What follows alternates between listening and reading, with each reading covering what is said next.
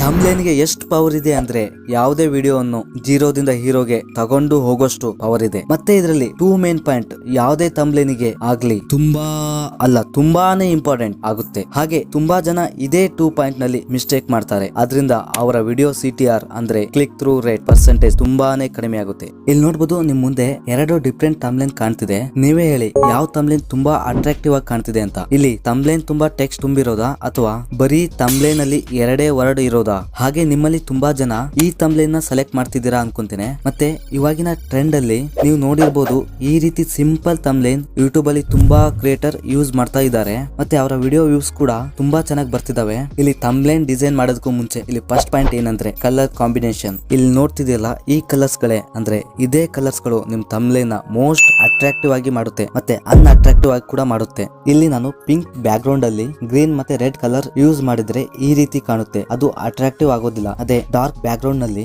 Green ಮತ್ತೆ red use ಮಾಡಿದ್ರೆ attractive ಆಗಿ ಮತ್ತೆ ಕ್ಲಿಯರ್ ಆಗಿ ಕಾಣುತ್ತೆ. ನೋಡಿದ್ರಲ್ಲ ಡಿಫ್ರೆನ್ಸ್ ನ? ಇದರಿಂದ ನಿಮಗೆ ಒಂದ್ ಸೆನ್ಸ್ ಬಂದಿರಬಹುದು ಯಾವ ಟೈಪ್ ಕಲರ್ ನ ಸೆಲೆಕ್ಟ್ ಮಾಡಬೇಕು ಅಂತ. ಮತ್ತೆ ಇಲ್ಲಿ ಕಲರ್ ಹಿಂಗಿದೆ ನೋಡಬಹುದು. ಹಾಗೆ ಇದರ ಅಪೋಸಿಟ್ ಯಾವ ಕಲರ್ ಬರುತ್ತೆ ಆ ಕಲರ್ ನ ನೀವು ನಿಮ್ ಥಂಬ್ಲೈನ್ ಅಲ್ಲಿ ಯೂಸ್ ಮಾಡಬಹುದು. ಲೈಕ್ ಹೀಗೆ ಯೂಸ್ ಮಾಡೋದ್ರಿಂದ ನಿಮ್ ಥಂಬ್ಲೈನ್ ಕೂಡ ಅಟ್ರಾಕ್ಟಿವ್ ಆಗಿ ಕಾಣುತ್ತೆ. Second point text fonts. ನೀವು ಸರಿಯಾದ ಕಲರ್ ಕಾಂಬಿನೇಷನ್ ಮಾಡಿದ್ದೀರಾ ನಿಮ್ ಥಂಬ್ಲೈನ್ ಅಲ್ಲಿ, ಬಟ್ ಸರಿಯಾದ ಫಾಂಟ್ಸ್ ನ ಹಾಕಿಲ್ಲ ಅಂದ್ರೆ ನಿಮ್ ಥಂಬ್ಲೈನ್ ಅಟ್ರಾಕ್ಟಿವ್ ಆಗಿ ಕಾಣೋದಿಲ್ಲ. ಮತ್ತೆ ಯಾವುದೇ ಫಾಂಟ್ಸ್ ಆಗ್ಲಿ ಅದರಲ್ಲಿ ಅದರದೇ ಒಂದು ಮೀನಿಂಗ್ ಇರುತ್ತೆ.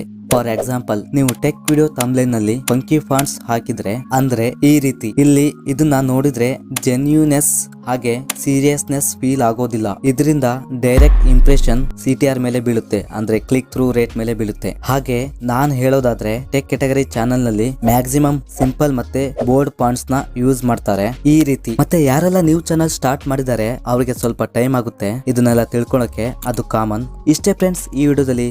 ನೆಕ್ಸ್ಟ್ ವಿಡಿಯೋದಲ್ಲಿ ಥಂಬ್ಲೈನ್ ಎಡಿಟಿಂಗ್ ಹೇಗೆ ಮಾಡೋದು ಅಂತ ತಿಳಿಸ್ಕೊಡ್ತೇನೆ. So do subscribe to get the notification of my new video and video like ಮಾಡಿ. ಸಿಗೋಣ ನೆಕ್ಸ್ಟ್ ವಿಡಿಯೋದಲ್ಲಿ. Thanks for watching.